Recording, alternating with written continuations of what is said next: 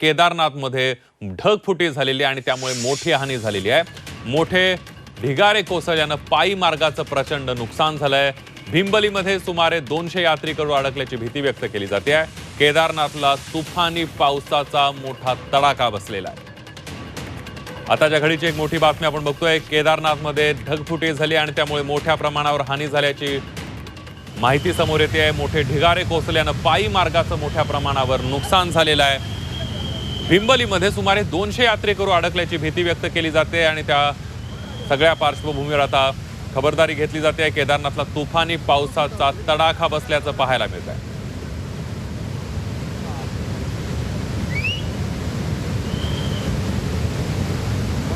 मोठे ढिगारे कोसळल्यानं पायी मार्गाचं नुकसान झालेलं आहे।